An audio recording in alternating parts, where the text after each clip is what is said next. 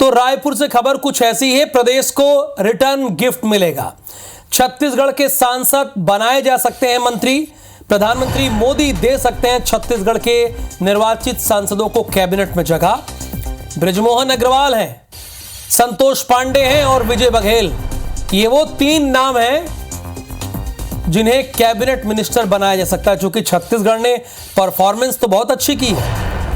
अब भाई 11 में से 10 लोकसभा सीटों पर जीत कराना, वो भी तब जब तमाम पुरोधा कांग्रेस के चुनाव लड़ रहे थे, तो ये तो अपने आप में एक उपलब्धि है और पिछली बार से ज्यादा सीट भी पाई। तो यानी कुल मिलाकर बृजमोहन अग्रवाल, विजय बघेल चूंकि लगातार जीतते आ रहे हैं, और संतोष पांडे की लड़ाई इस बार बड़ी टफ थी चूंकि उनके सामने पूर्व मुख्यमंत्री भूपेश बघेल थे। तो इन तीनों का नाम पहले नंबर पर है चूंकि इन्हें छत्तीसगढ़ के कोटे से कैबिनेट मिनिस्टर बनाया जा सकता है, इसकी प्रबल संभावना है। और अभी बृजमोहन अग्रवाल छत्तीसगढ़ सरकार में कैबिनेट मंत्री तो हैं ही। अब उन्हें लोकसभा का चुनाव लड़वाया गया है। लोकसभा चुनाव के बाद क्या उन्हें मंत्री बनाया जा सकता है, यह भी एक अहम सवाल है। क्या उनका नाम मंत्रियों में शामिल होगा? ये तस्वीरें जरा देखिए, बृजमोहन अग्रवाल की तस्वीरें आप देख रहे हैं। इनके घर पर जश्न का माहौल था उस वक्त जब ये सांसद का चुनाव जीत गए थे। बधाइयों का तांता लगा था और बड़ी मार्जिन से इन्होंने विकास उपाध्याय को हराया था। ये विजय बघेल है, ये दुर्ग से सांसद हैं। और संतोष पांडे, इन्होंने पूर्व मुख्यमंत्री भूपेश बघेल को हराया और बहुत टफ फाइट थी, लेकिन उसके बावजूद भी बड़े मार्जिन से जीत हासिल की। तो ये 3 चेहरे हैं 10 में से जिन्हें इस बार कैबिनेट का मिनिस्टर बनाया सकता है, यानी कैबिनेट मिनिस्टर बना सकते हैं। और तीनों बड़े अनुभवी हैं, अच्छा खासा अनुभव है। बृजमोहन अग्रवाल तो बहुत पुराने नेता हैं, सीनियर नेता हैं। विजय बघेल, संतोष पांडे, ये 3 वो नाम हैं जो मोदी की कैबिनेट में दिखाई दे सकते हैं। जब देश के प्रधानमंत्री मोदी शपथ लेंगे तो उसके बाद इन तीनों में से किसी एक को कैबिनेट मिनिस्टर का टिकट मिल सकता है। चूंकि ज्यादा संभावना इसलिए भी नहीं चूंकि इस बार बीजेपी की जो सरकार है वो पूर्ण बहुमत से नहीं है, एनडीए के घटक दल भी हैं, तो डिमांड उनकी तरफ से भी लगातार किया जा रहा है। तो एक ही का पत्ता लगेगा। अब चाहे वो बृजमोहन अग्रवाल हो, संतोष पांडे हो या विजय बघेल हो, इसकी डिटेल में जानकारी ले लेते हैं। चूंकि लंबे समय से भारतीय जनता पार्टी की भीड़ देख रहे हैं, हमारे संवाददाता राजेश मिश्रा इस वक्त हमारे साथ हैं। राजेश, 10 में से ये 3 नाम आगे आ रहे हैं और इन 3 नामों में से कौन से वो नाम हो सकते हैं जो कैबिनेट में जगह पा सकते हैं? राहुल, मैं सबसे पहले बता दूं कि छत्तीसगढ़ ने एक लोकसभा चुनाव में एक मिशन लेकर काम किया था कि 11 की 11 सीटें जीतनी है, और इस मिशन में लगभग छत्तीसगढ़ भारतीय जनता पार्टी कामयाब भी हुई है। 11 में से 10 सीट भारतीय जनता पार्टी ने हासिल की, 1 सीट में चूक हो गई। तो निश्चित रूप से जब इतनी बड़ी एक सफलता छत्तीसगढ़ को मिली, एक बड़ा योगदान रहा एनडीए की सरकार बनाने में, तो उसका जो कुछ ना कुछ फायदा भी जो है छत्तीसगढ़ भारतीय जनता पार्टी को मिलेगा। जिस तरह की चर्चा है कि कोई एक केंद्रीय मंत्रिमंडल में कोई एक छत्तीसगढ़ के सांसद को जगह मिल सकती है, छत्तीसगढ़ को एक केंद्रीय मंडल मिल सकता है, तो ऐसे में चर्चा इस बात की शुरू हो गई कि अगर ऐसी स्थिति निर्मित हुई तो कौन छत्तीसगढ़ से मंत्री पद मतलब किसको मंत्री बनाया जा सकता है। तो ऐसे में नाम आता है सबसे पहले बृजमोहन अग्रवाल का, जो 5.5 लाख से अधिक वोट से जीत कर आए हैं, 8 बार के विधायक रहे हैं, और अभी भारतीय जनता पार्टी ने उनको रायपुर लोकसभा क्षेत्र से पहली बार मौका दिया और वो सांसद चुन लिए गए हैं। तो एक दावेदारी उनकी बड़ी पुख्ता नजर आती है, और दूसरी दावेदारी संतोष पांडे की नजर आती है, जो राजनांदगांव से सांसद बने हैं और उन्होंने पूर्व मुख्यमंत्री भूपेश बघेल को शिकस्त दी है और दोबारा सांसद बन के आए। मगर इससे पहले भी सांसद थे, दोबारा उन्होंने भारतीय जनता पार्टी ने उनको मौका दिया और दोबारा वो पूर्व मुख्यमंत्री भूपेश बघेल को हराकर जीते हैं। और तीसरा नाम आता है विजय बघेल का, जिन्होंने विधानसभा चुनाव में जो भूपेश बघेल के खिलाफ चुनाव लड़े थे और एक भारतीय जनता पार्टी के पक्ष में एक माहौल खड़ा किया था। हालांकि वो चुनाव हार गए थे, मगर एक माहौल यहाँ पर उन्होंने तैयार किया था। तो ये जो 3 नाम है, बृजमोहन अग्रवाल, संतोष पांडे और विजय बघेल, ये तीन में से कोई एक केंद्रीय मंत्रिमंडल में जगह पा सकता है। मगर अब ये कौन होगा और इसका निर्णय तो हाईकमान को ही करना। मगर जिस तरह की चर्चा है उसमें ये है कि बृजमोहन अग्रवाल जो काफ़ी वरिष्ठ हैं, 8 बार के विधायक रहे और हाईकमान ने उनको निर्देश दिया कि इस बार उनको रायपुर लोकसभा का चुनाव लड़ना है, तो उनके निर्देश पर लोकसभा का चुनाव लड़ेगा और शानदार जीत से जीत कर आए। अब तक छत्तीसगढ़ में सबसे बड़ी जीत अगर बोली जाए तो बृजमोहन अग्रवाल करेगी। 5,500 पौने 6,000 से भी अधिक वोट से, पौने 6 लाख से भी अधिक वोट से जीत कर आए। इसी तरह संतोष पांडे ने पूर्व मुख्यमंत्री को हराया और विजय बघेल जो हैं वो भी लगातार दूसरी बार जीत के आए। तो इन तीन में से किसी एक को मौका यहाँ पर मिल सकता है, मगर निर्णय कुल मिलाकर हाईकमान को ही लेना है। जी,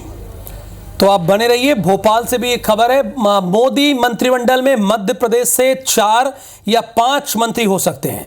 जैसे छत्तीसगढ़ में 1, यहां 4 या 5 मंत्री हो सकते हैं। शिवराज सिंह चौहान को जगह मिल सकती है, चूंकि बहुत बड़ी जीत हासिल की है और बहुत बड़ा अनुभव भी है। और ज्योतिरादित्य सिंधिया को जगह मिल सकती है, फग्गन सिंह कुलस्ते को जगह मिल सकती है, वीरेंद्र खटीक को जगह मिल सकती है, वी.डी. शर्मा को जगह मिल सकती है। एमपी की सभी 29 सीटों पर भारतीय जनता पार्टी ने बहुत ही कमाल का प्रदर्शन किया है और एकमात्र हिंदी पट्टी राज्य है जहां पर भारतीय जनता पार्टी ने क्लीन स्वीप किया है। देखिए, शिवराज सिंह चौहान का तो लगभग जगह तय मानी जा रही है, चूंकि शिवराज सिंह चौहान बहुत ही वरिष्ठ नेता है, मुख्यमंत्री रह चुके हैं लंबे समय तक, 18 साल तक मुख्यमंत्री का अनुभव है और अब जाके सांसद बने हैं। और अभी केंद्र में जो स्थिति है उस हालात को देखते हुए तो शिवराज सिंह चौहान सबसे मजबूत दावेदार बनकर उभरे हैं। चूंकि भारतीय जनता पार्टी के पास पूर्ण बहुमत है भी नहीं, 240 है, सबको मिला के चल रहा है और इसमें तो शिवराज सिंह चौहान का कोई सानी नहीं है, बहुत ही अनुभवी नेता है। तो विवेक पटैया, कई बड़े नाम सामने आ रहे हैं और संभावना यह है कि 4 या 5 नाम मोदी की कैबिनेट में शामिल हो सकते हैं। वो 4-5 नाम कौन कौन से हैं और ऐसे नाम कौन है जिसमें मोहर ही लग गई कि भैया ये इनको जगह मिलेगी ही मिलेगी।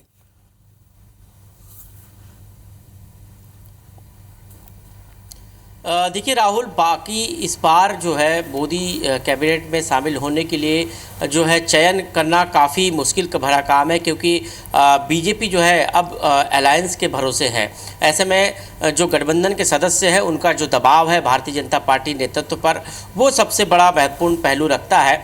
और ऐसे में कितने पद अलायंस को दिए जाते हैं और कौन से विभाग दिए जाते हैं, उसके बाद जो है बीजेपी के तमाम जो दिग्गज हैं उनके नाम आते हैं। और ऐसे में शिवराज सिंह चौहान का नाम सबसे प्रमुख रूप से लिया जा रहा है, क्योंकि नरेंद्र मोदी ने स्वयं जो है हरदा की सभा में मंच से कहा था कि शिवराज सिंह चौहान को अब मैं दिल्ली ले जा रहा हूं। उन्होंने 18 साल मध्य प्रदेश को एक विकसित राज्य की श्रेणी में लाकर खड़ा किया और अब उनकी ज़रूरत दिल्ली में है, इसलिए मैं उनको दिल्ली ले जा रहा हूं।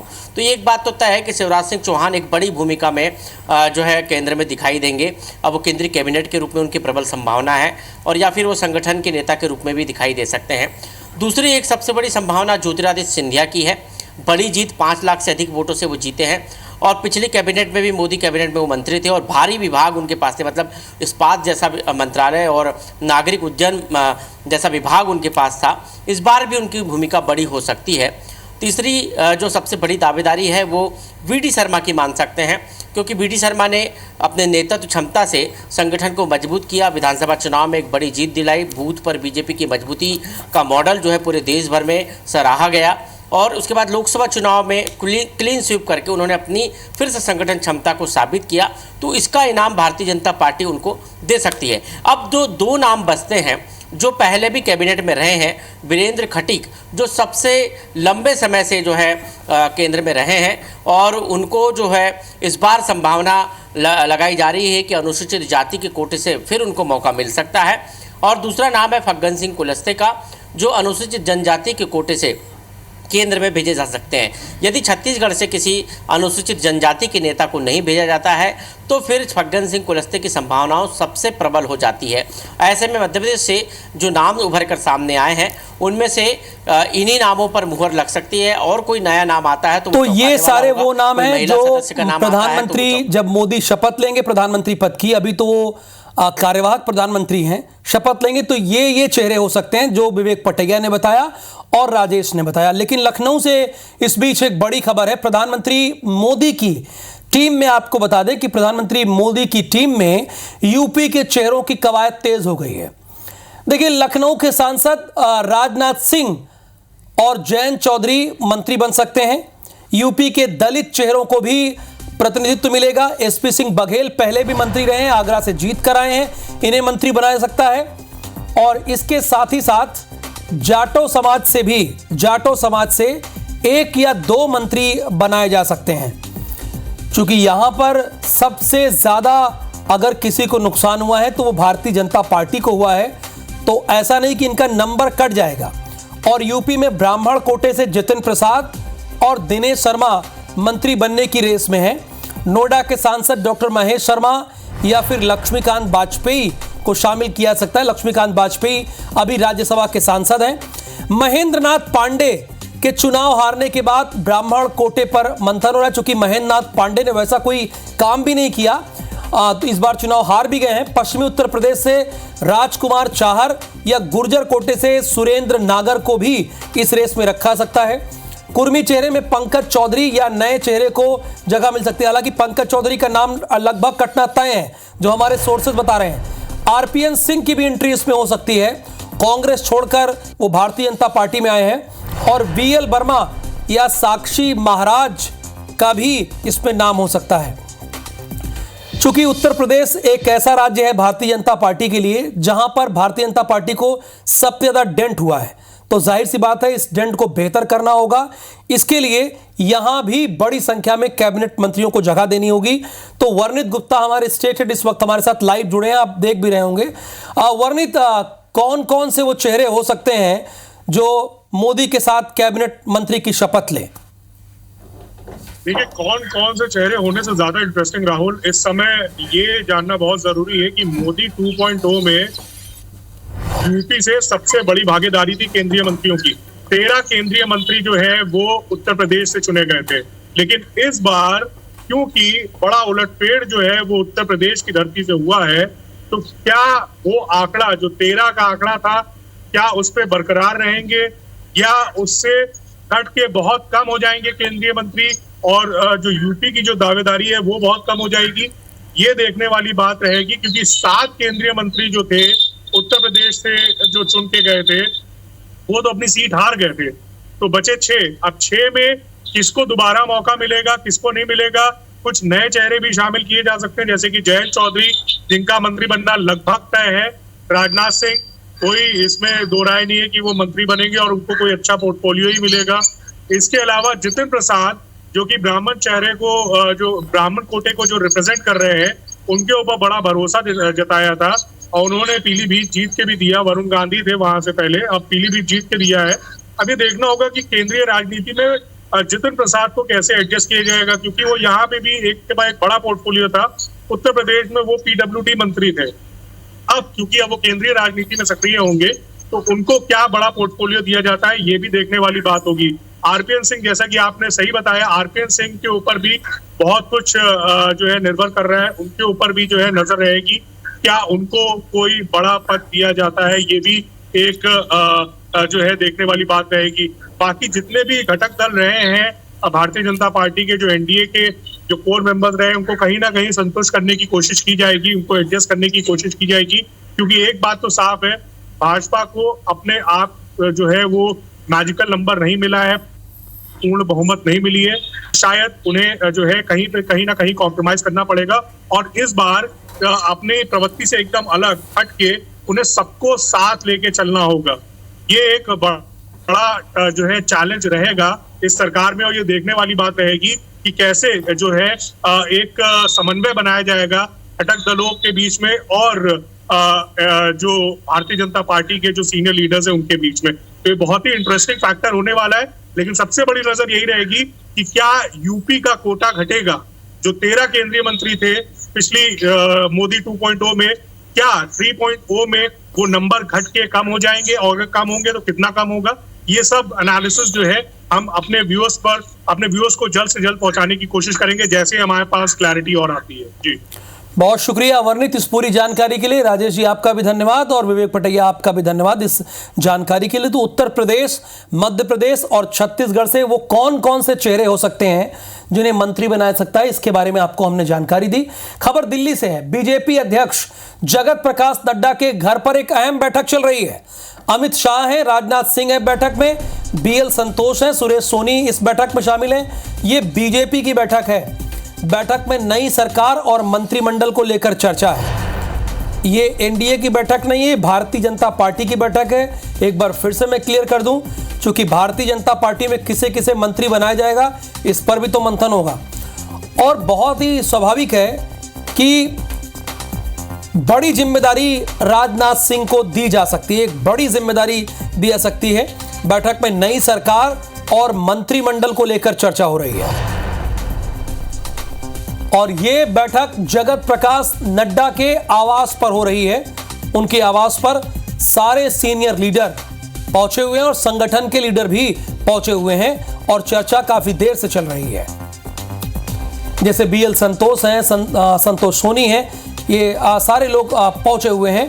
बैठक में नई सरकार और मंत्रिमंडल को लेकर चर्चा है। एक बार मैं आपको फिर से बता दूं, क्योंकि जल्द से जल्द शपथ ग्रहण का कार्यक्रम होगा और उसके बाद कैबिनेट मिनिस्टर शपथ लेंगे।